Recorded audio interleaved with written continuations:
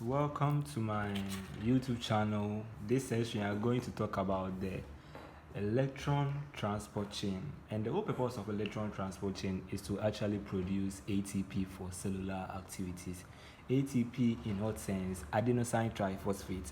So let's try and delve into the main processes. We know that respiration ends up, the byproduct of respiration is actually water, right? Water is produced at the end of a respiration process. So electron transport chain is actually a main character that is involved in the respiration in humans, which aids up in producing energy. The real definition of, let's say, respiration, the main key is to produce energy, and this energy that you're talking about is actually what we call the ATP. So let's try and take a molecule, for instance. This one is actually a glucose molecule. So we having our glucose. This glucose molecule will then split up to give us our pyruvate, and giving us our pyruvate will also end up with the production of NADH. So NADH is produced. We are having our NADH, which is 2 of the NADH is produced. And let me use the pen so that it will become very clear. 2 of the NADH is produced. Now, this pyruvate is also split. When it's split, it gives us our coenzyme, which is our CoA. Now, this CoA this process also end up producing 2 of the NADH. As time goes on, you will know the purpose of this NADH. This NADH, the main function is to actually produce protons like hydrogen. Yes. And let's look at, so considering this one is actually the intermembrane of the mitochondria. You know that cellular activities occur in the mitochondria. Respiration usually occurs in the mitochondria. So we are having our complexes here. We are having complex 1. We are having our complex 1. We are having complex 2. Complex 3. And our complex 4.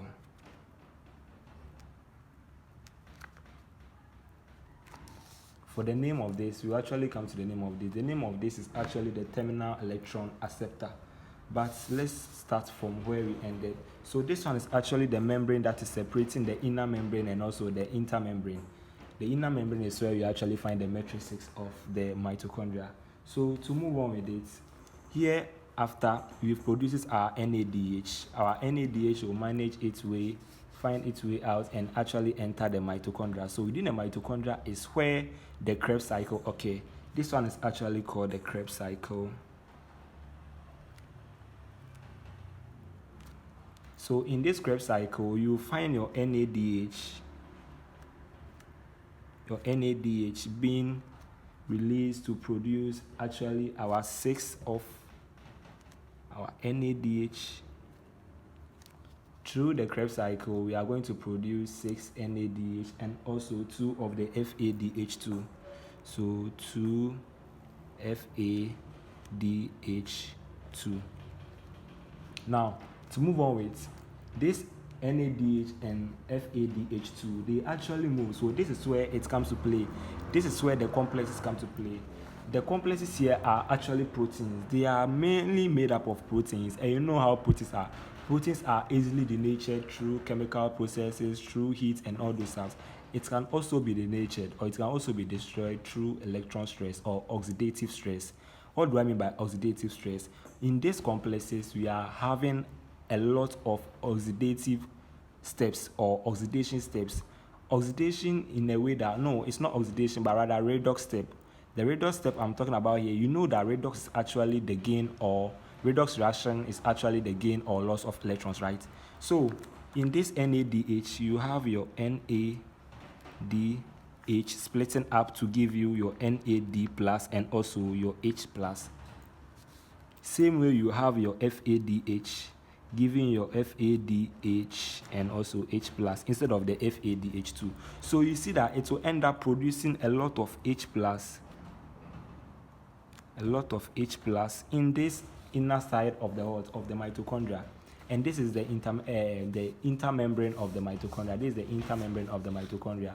So what these complexes do is that they actually releases electrons. You see, you are having hydrogen, and now the hydrogen has been moved towards H plus. So this is that it has releases the electrons, and these electrons, you have your NADH.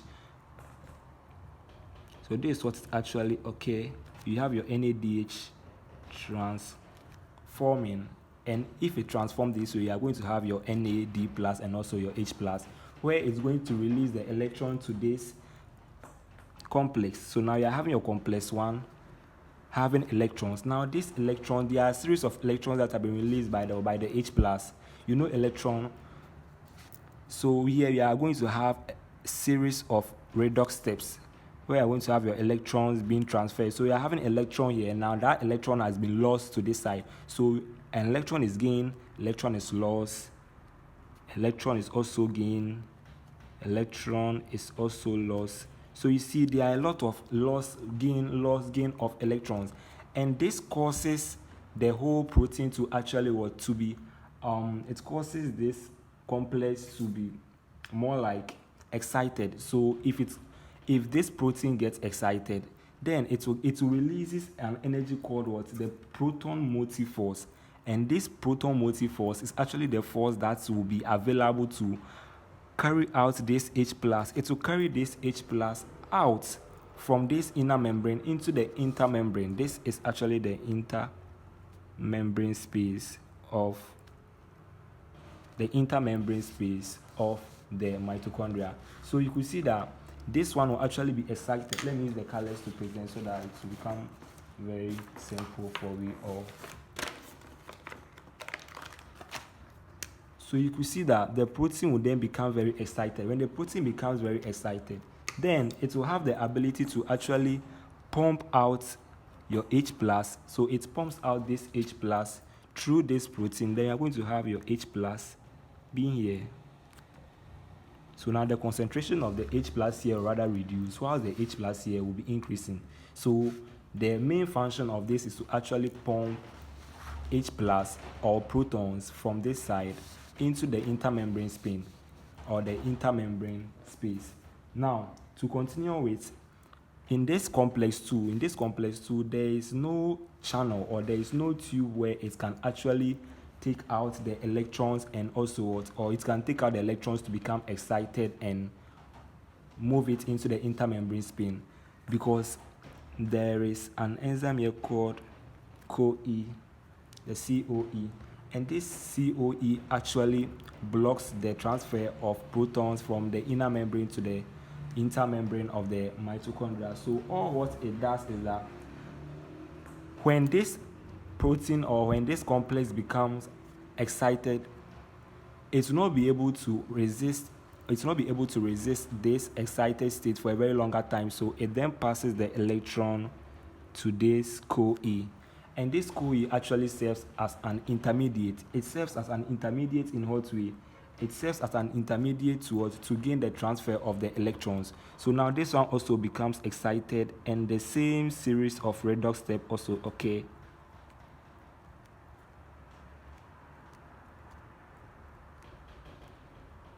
So when this one actually becomes very excited, then because there is no channel for this one to actually transport the electrons through it, this one also transports the electrons. This CoE transports the electrons to this complex. So you can see that the complex 2 is the only protein that will not pump the electron because it is not having a channel to actually pump the electron through. Then you come to this side, it has taken the electron, same series of redox step. So this one also becomes excited. When this one becomes excited, now what you have to note is that at complex 2, you have your FADH2. Your FADH2 will also do the same thing. You have your FADH2. Now, after passing on the electrons, you are going to get your FADH, then your H plus. So this is what you are going to get. Then you see this one also releases protons. That's why I said that the function of the NADH and the FADH2 is to actually what releases electrons, which will be pumped out into the intermembrane space of the mitochondria. Now, for this side, you see this one is not having any intermediate in order to transport the electrons. So all what this one will actually do is to also, this one will also become excited.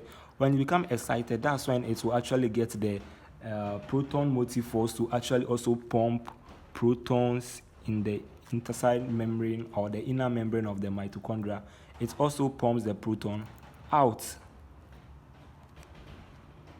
into the intermembrane space. So a time will become, you are going to realize that the concentration of the protons in the intermembrane spin or the intermembrane space will become very, very, very intense, or the concentration gradients, or there will be a high concentration gradient between these two spaces. This is the inner membrane of the mitochondria, and this is the outer membrane of the mitochondria, or the intermembrane space, the membrane or the space between the outer membrane and also the inner membrane. So we are having a cytosine. Now, this cytochrome, this is actually called a cytochrome, but we shorten it as CYTC, which is a cytochrome C.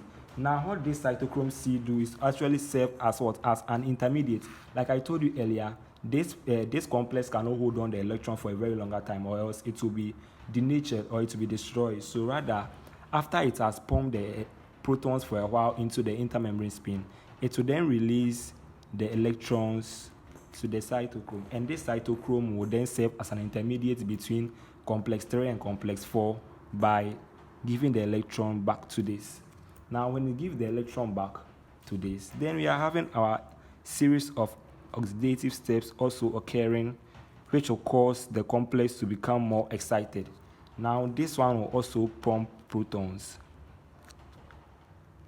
also pump a lot of protons here.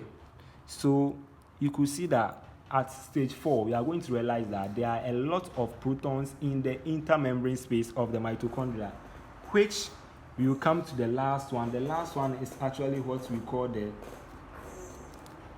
final electron acceptor or the terminal electron acceptor.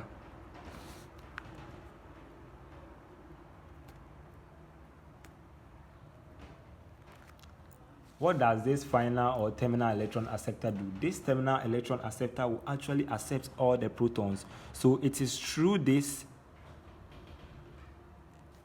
final protein, it is through this that we are going to have our ATP. So this is where our ATP is being produced, or ATP synthase.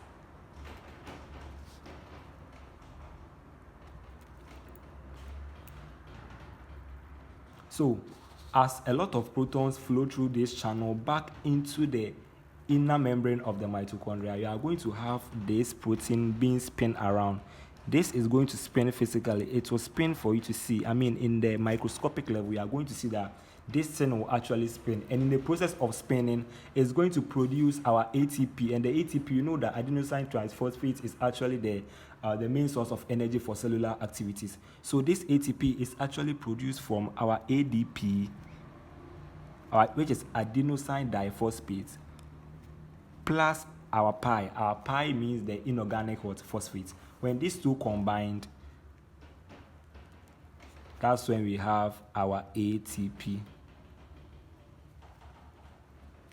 Our ATP. Now, in this particular place, we are also going to have our oxygen. So now this is the reason why you should know how to, you should know the reason why human beings, we need oxygen. The reason why we need oxygen is actually to finalize or neutralize this amount of protons that are being produced. Why am I saying that? This oxygen here,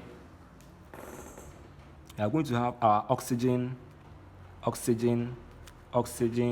That's why we said that respiration occurs in the mitochondria. Respiration in other ways means breathing, and also it's a process which energy is produced. Now, this oxygen that we are having here, for instance, when a human being breathes in oxygen, now the oxygen that the human is breathing in, most of the oxygen are found in the mitochondria.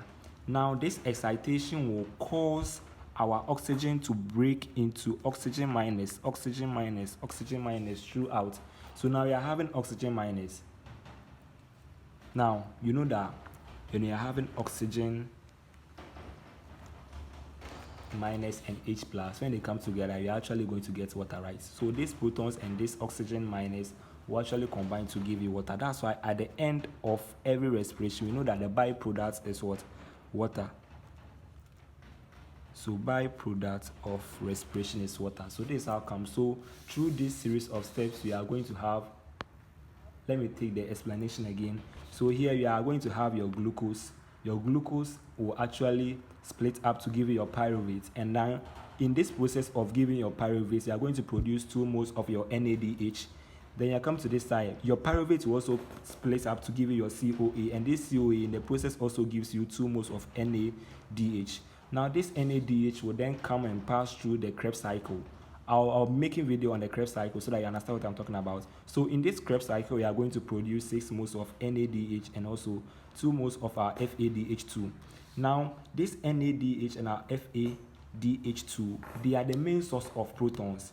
Now when you come to this side, these protons, we are going to have your NADH. For the first complex, your NADH is actually going to split up to give you your NAD plus and your H plus, which is actually your protons.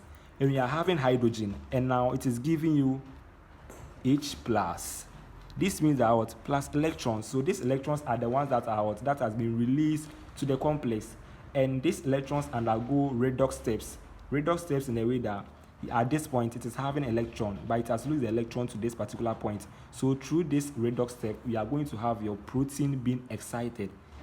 When it is excited, it will be having the force called the proton motive force, and this proton motive force will allow this complex to pump your H plus that has been produced from the inner membrane into the intermembrane space of the mitochondria. So the same thing happens here, but you could realize that for this particular protein, the second protein, it is not having any channel through which your H plus can be pumped into the intermembrane space, because we are going to have your COE, which is your coenzyme. This coenzyme is actually sitting on the channel through which your protons will be transported. So this coenzyme actually serves as an intermediate to take the electrons after the complex 1 have pumped most of the protons into the intermembrane spin.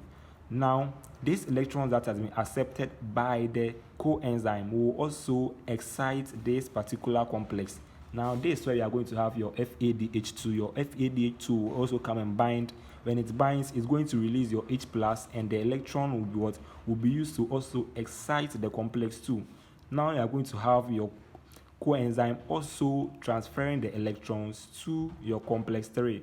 Complex 3 is actually having a channel. So this is the channel through which, so when this one becomes excited through the redox steps, it produces the proton motive force, and this proton motive force will actually move protons from this side all the way to the intermembrane spin of the mitochondria.